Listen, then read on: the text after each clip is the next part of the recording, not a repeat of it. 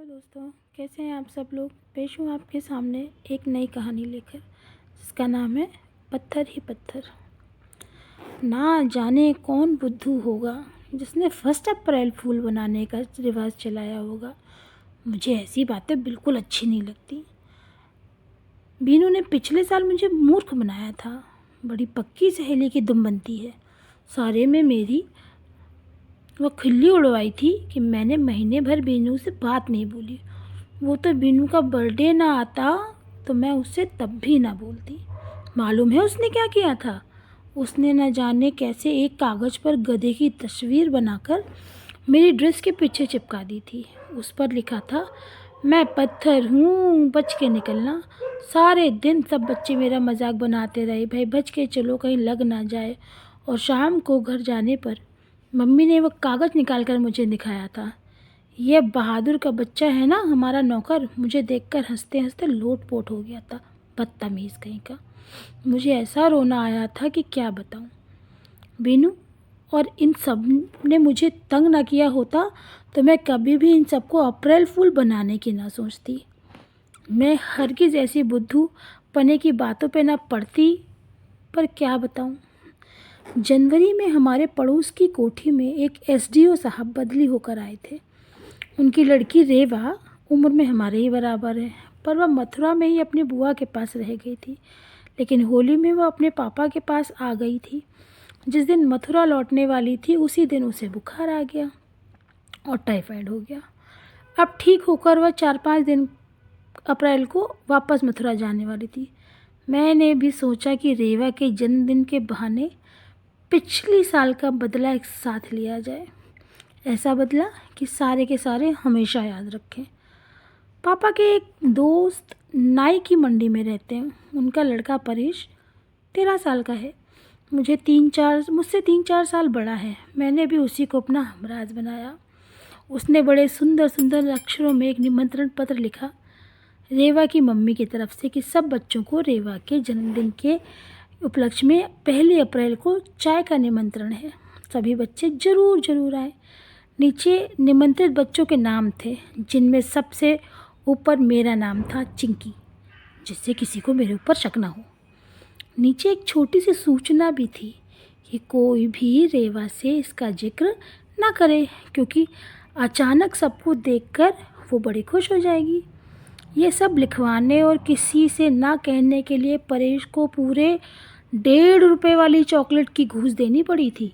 मैंने सोचा था आधी चॉकलेट तो वो मुझे दे ही देगा, इस तरह से मेरे आधे पैसे वसूल हो जाएंगे।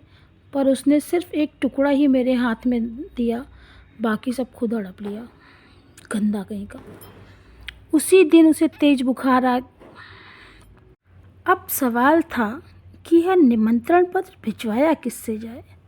सो मैंने रेवा के घर की बाई को पकड़ा और खूब समझा दिया कि सिवाय रेवा के वह सबके पास इस चिट्ठी को देकर आए और दस्तखत करा लाए। पर वह क्यों करने लगी मुफ्त में मेरा काम, और उसको भी पूरा 1 रुपया इस काम के लिए देना पड़ा। मेरी गुल्लक में 3.25 रुपये जमा हुए थे, उसी में से मैंने ये खर्च किया था।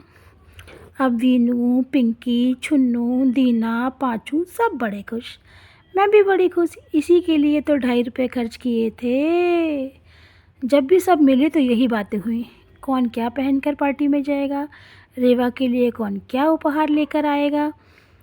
पिंकी फाउंटेन पेन दे रही थी। बीनू की माँ एक राइटिंग पैड और लिफाफे लाई थी, ये सोचकर कि रेवा मथुरा में रहती है तो माँ पापा को चिट्ठी लिखने के काम आएगा। साथ में तस्वीरों वाला पोस्ट कार्ड का सेट भी था। छुन्नू ने एक ग्लोब खरीदा था। दीना और पाँचू क्या ले जाएंगे पता नहीं था, क्योंकि उन दोनों ही के पापा अभी तक कुछ लाए नहीं थे। मैंने भी कह दिया, मेरे पापा ने कहा है कि कोई बढ़िया सी चीज़ लाएंगे, देखो क्या ला कर देते हैं। मन ही मन मुझे बड़ी हंसी आ रही थी कि सारे के सारे खूब उल्लू बन रहे।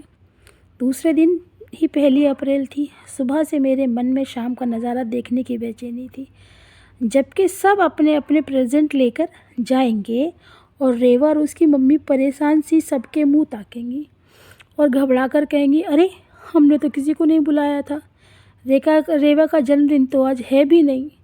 उस समय सबकी खिसियानी सूरतें देखने काबिल होंगी। वाह क्या मज़ा आएगा, सारे के सारे मिठाई खाने के बदले पिटा सा मुँह लेकर लौटेंगे। कल पिंकी कह रही थी कि कहीं हमें अप्रैल फूल तो नहीं बनाया जा रहा है, और पांचू और दीनू दोनों ही बोले वाह रेवा की मम्मी हमें क्यों बेवकूफ़ बनाने लगी। यदि रेवा बुलाती तो कोई बात भी सोचने की थी। सभी ने बात मान ली। सारे दिन स्कूल में मेरा मन नहीं लगा, लेकिन एक बात सबसे मुश्किल थी, वो ये कि मुझे तो मालूम ही है सबको बेवकूफ़ बनाया जा रहा है, इसलिए मैं जाऊं या नहीं। बिना गए सबकी खिसियानी सूरतें देखूंगी तो कैसे, और जाऊं तो कुछ प्रेजेंट ले जाना चाहिए या नहीं। शाम को घर आकर मैंने जल्दी से एक डिब्बा लिया, उसमें खूब सारे कागज़ भरे, बीच में कागज़ से लिपटा पत्थर रखा और उस पर लिखा 1 अप्रैल फूल। फिर डिब्बे पर एक लाल कागज़ चढ़ाया और सादी सी फ्रॉक पहनकर रेखा के घर चल दी। सोचा था बाहर से ही रेवा को दे दूँगी कि मुझे ज़रूरी काम से जाना है, मैं आ ना सकूँगी। रास्ते में सोचती जा रही थी कि ये लोग लौटते हुए रेवा के घर से निकलते हुए दिखाई दे जाए तो मज़ा ही आ जाए, पर ना तो मुझे रास्ते में कोई दिखा, ना रेवा के घर से निकलता हुआ दिखा। हाय राम, कहीं ऐसा तो नहीं कि वो लोग आए ही ना हो, सबको पता लग गया हो कि वे बुद्धू बनाए जा रहे थे। इसी उलझन में मैं बाहर के दरवाजे तक पहुंची तो सामने मेहरी बैठी तम्बाकू खा रही थी। मुझे देखते ही काली काली बत्ती सी निपोर के बोली, आओ मिन्नी आओ, आओ चिंकी आओ, सबके सब खाए रहे हैं, तुम हो जाओ माल उड़ाओ, तुम्हार चिट्ठिया ने तो खूब काम बनाओ। क्या सब खा रहे हैं? मैंने हैरानी से मेहरी का मुंह ताकते हुए रह गई। क्या कह रही है तू? तभी रेवा मुझे दरवाजे पर देखकर भागती हुई आई। आओ चिंकी आओ, तुमने बड़ी देर कर दी, तुम्हारा इंतज़ार करते करते अभी अभी खाना शुरू किया है। मैं घबरा गई। क्या तेरा सचमुच में आज जन्मदिन है? अरे हाँ सच ही तो है, और तू क्या मजाक समझ रही थी कि आज सबको अप्रैल फूल बनाया जा रहा है? तभी पांचू हाथ में मिठाई नमकीन भरी प्लेट लेकर बाहर आ गया। हाय कितनी सारी चीज़ें थी उसमें, सब मेरी पसंद की। मुंह में रसगुल्ला ठूंसते हुए पांचू बोला, वाह चिंकी रानी, इतनी देर कर दी तुमने। मैं तो रेवा से कह ही रहा था कि चिंकी नहीं आएगी, उसकी प्लेट भी मुझे दे दो। फिर मेरे हाथ के डब्बे पर झुकते हुए बोला, वाह बड़ा भारी प्रेजेंट लेकर आई है तू तो। क्या लाई हो इसमें? पत्थर लाई हूँ, मैंने मन ही मन कहा।